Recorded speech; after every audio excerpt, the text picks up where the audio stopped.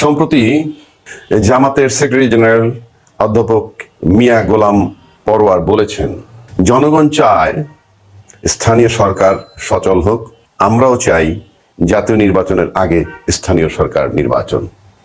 এই কথাগুলো উনি বলেছেন গত বুধবার প্রধান নির্বাচন কমিশনারের সাথে যখন বৈঠক হয়, সেই বৈঠকে এই কথাগুলো তিনি বলেন।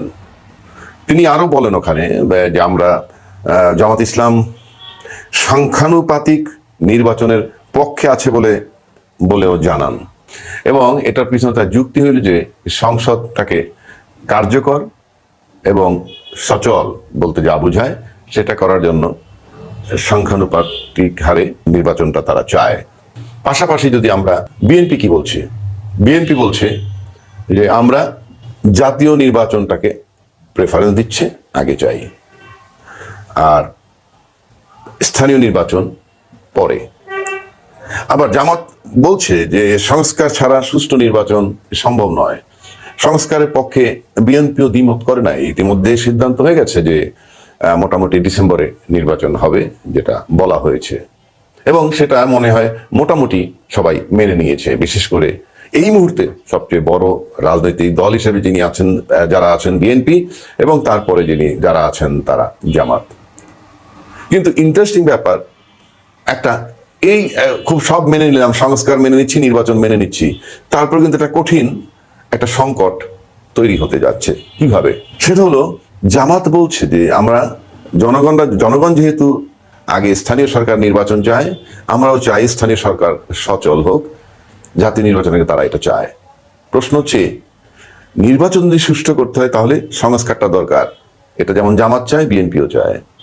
আর সংস্কার যদি হয়েই যায়, সংস্কারের পরে জাতীয় নির্বাচন হইতে আপত্তি কোথায়? কেন স্থানীয় সরকার নির্বাচনও তো সংস্কারের পরেই হবে।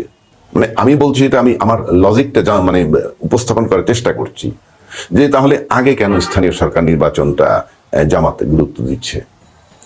এই একই কথা কিন্তু বৈষম্য বিরোধী ছাত্র তারাও বলেছে যে সংস্কার আগে, বিচার আগে, তারপরে নির্বাচন, এবং তারাও স্থানীয় সরকার নির্বাচনের প্রতি আগ্রহী, আগে করতে চায় স্থানীয় সরকার নির্বাচন, যার ভিত্তিতে সম্ভবত আসিফ মাহমুদকে দায়িত্ব দেওয়া হয়েছে, স্থানীয় সরকার দায়িত্বটা তাকে দেওয়া হয়েছে। এটার মানে হচ্ছে এই গ্রাসরুট লেভেল, এটা সাধারণত পার্টির মহাসচিবকে দেওয়া হয় এগুলা, এটা ওই উপজেলা বা ইউনিয়ন পরিষদের যে উন্নয়নমূলক কর্মকাণ্ড, তার সাথে নিজেদের রাজনীতিটাকে টিকিয়ে রাখা। আর আরো সহজ করে যদি বলা যায় যে স্থানীয় সরকার নির্বাচনে যদি আগে হয়, আর আসিফ মাহমুদ যদি ইনফ্লুয়েন্স করে, এবং জামাতও যেহেতু আগে সেটার প্রতি গুরুত্ব দিচ্ছে, তাহলে মনে হচ্ছে বৈষম্যবিরোধী ছাত্র এবং জামাত তাদের চাওয়া পাওয়ার সাথে একটা মিল আছে, এবং এই মিল থাকার মানেই হচ্ছে তাদের ভিতরে একটা আন্ডারস্ট্যান্ডিং আছে। নয়তো রাজনৈতিক দলের মতো যদি চিন্তা করে, বিএনপি নির্বাচন চাচ্ছে, সংস্কার করার পরেই জাতীয় সংসদ নির্বাচন চাচ্ছে, কারণ জাতীয় সংসদ নির্বাচনে ন্যাচারালি যারা সরকার গঠন করবে তাদের ইনফ্লুয়েন্স সেই ইউনিয়ন পর্যায় পর্যন্ত পৌঁছাবে, কাজে স্থানীয় সরকার নির্বাচনে তাদের বিজয় সুনিশ্চিত হবে, এবং তারা আরো বেশি শক্তিশালী রাজনৈতিক দল হিসাবে থাকবে। এই চাওয়া খুবই যৌক্তিক বিএনপির পক্ষ থেকে। কিন্তু এখন যেটা মনে হচ্ছে আমার কাছে, জামাত বলছে সংখ্যানুপাতিক নির্বাচন চায়, তার মানে হচ্ছে ভোটের ভিত্তিতে, ভোট গণবে, তার উপরে দেখা গেল যে সারা বাংলাদেশে জামাতে যদি ফর এক্সাম্পল 50 লাখ ভোট পায় বা 30 লাখ ভোট পায়, তাইলে দেখা যাচ্ছে যে 2-2.5 লাখ ভোটে যদি একটা সিট জয়লাভ করে, আনুপাতিক হারে হিসাব করলে যে 2.5 লাখ ভোট পাইলে, বা 3 লাখ ভোটে ধরা যাক, বেশি করে ধরলাম, 2.5 লাখ ভোট যদি হয়, আর যদি 30 বা 3 লাখ ভোট যদি হয়, আর যদি তারা 50 লাখ ভোট পায়, তাহলে দেখা গেল গিয়া তারা মোটামুটি 15, 16, 17, 18টা আসন নিশ্চিত করতে পারে। এবং এছাড়া জামাত প্রত্যেকটা আসনই হয়তো একটা ভালো সংখ্যক ভোট পেতে পারে, কিন্তু কোনো আসনেই বিএনপির সামনে এই মুহূর্তে তাদের ভোটে, সরাসরি ভোটে বিজয় লাভ করা ডিফিকাল্ট। তাই সুকৌশলে সংখ্যানুপাতিক এটাকে বলে, তারপরে তারা নির্বাচনটা চাচ্ছে, পার্লামেন্টটাকে সচল, অর্থাৎ পার্লামেন্টে যদি তারা যেতে পারে, এইরকম 18-20টা সিট তারা নিতে পারে, তারপরে ছাত্ররা যদি নতুন দল করে, তারাও যদি সারা বাংলাদেশে এই মুহূর্তে এই জোয়ারে দেখা গেল তারাও 20, 25, 30টা সিট অনায়াসে নিয়ে যেতে পারে, কথার কথা বলছি, মুসলিমই, তাহলে দেখা গেলে 30, 40, 50, 60টা 100টা সিট পর্যন্ত যদি এভাবে চলে যায়, ছোট ছোট দল আনুপাতিক হারে পেয়ে যায়, তাহলে পার্লামেন্টে সবাই ঢুকতে পারলো। অর্থাৎ এইরকম পদ্ধতি ছাড়া, বিএনপি ছাড়া, এইরকম পদ্ধতি ছাড়া একমাত্র বিএনপি সুনিশ্চিত তাদের জয়। সে কারণে বিএনপি কেন রাজি হবে? নিশ্চয়ই রাজি হওয়ার কথা না। তাহলে এই যে বিষয়গুলো, আর স্থানীয় সরকারটা আগে করলে যেটা চায় জনগণের সাথে, যেহেতু সরকারের লোকও এটাকে চাচ্ছে আসিফ মাহমুদরা, তাহলে দেখা যাবে জামাত এবং তার সাথে অন্যান্য সবাই মিলে এবং এই সরকার পক্ষ মিলে স্থানীয় সরকার থেকে তারা একটা ভিত্তি রচনা করতে চায়। সেই সুযোগ কেন বিএনপি দিবে? প্রশ্ন হচ্ছে, যদি সুষ্ঠু নির্বাচনের কথা আসে, ইনক্লুসিভ নির্বাচনের কথা আসে, তাহলে সংখ্যানুপাতিক নির্বাচনটা গ্রহণযোগ্য নয়। পাশাপাশি সংখ্যানুপাতিক হারে যদি সারা বাংলাদেশ থেকে যদি জামাতে ভাবে ভোট পায়, সে ফর এক্সাম্পল 50 লাখ ভোট পাইলো, 60 লাখ ভোট পাইলো, তাহলে রেজাল্টটা দাঁড়ায় কি? প্রার্থী চুজ করবে কে? তারা ভোট দিবে প্রতীকে, তারপরে প্রার্থী চুজ করা হবে। তাহলে তো স্থানীয় লোকাল লোকের মাধ্যমে পছন্দ করা হলো না। কিংবা যাদেরকে দাঁড়া করানো হলো, তারা যদি দাঁড়ায় এবং তারপরে যদি ভোট গণনা করা হয়, তাহলে 300 ক্যান্ডিডেট দেওয়ার পরে সারা বাংলাদেশে 60 লাখ ভোট পায়, সেই 60 লাখ এই ভোটের ভিত্তিতে কোন 18 জন বা কোন 20 জন বা কোন 30 জনকে পার্লামেন্টে নেওয়া হবে, এটা একটা বিরাট কনফিউশন থেকে যায়। এটা যদি এরকম হয়, তাহলে হতে পারে যে প্রতীকে ভোট হবে, তারপরে দল থেকে এমপি হিসেবে নিয়োগ দিবে, তাহলে তো জনগণের বাছাই করার সুযোগ থাকলো না। কাজেই সংখ্যানুপাতে নির্বাচনটা কোনোভাবেই ওইভাবে হিসাবে গ্রহণযোগ্য না।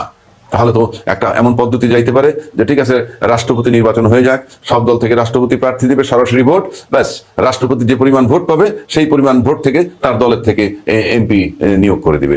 এটা হয় না।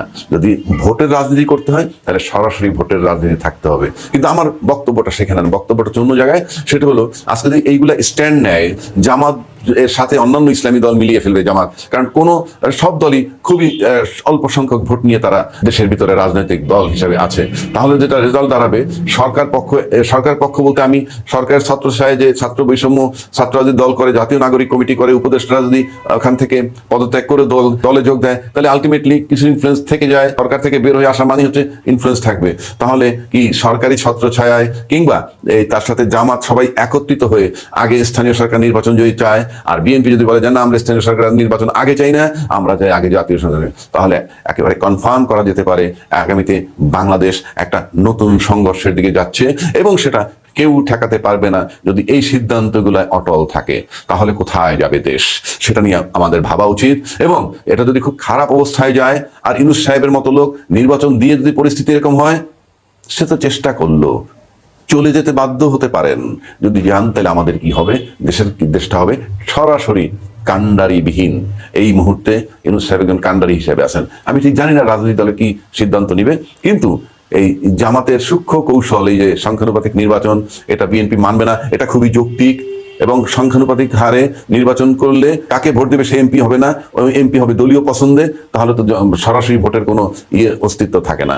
সেই হিসাবে বিএনপি এবং বিএনপির উল্টা দিকে যদি আমরা যাই, তাহলে দেখা যাবে বৈষম্য ছাত্ররা যদি নতুন দল গঠন করে, তারা এবং জামাত সবাই মিলে একটা পরিষ্কার দুটো ভাগ হয়ে যাবে, নির্বাচনের পক্ষে এবং নির্বাচনের বিপক্ষে।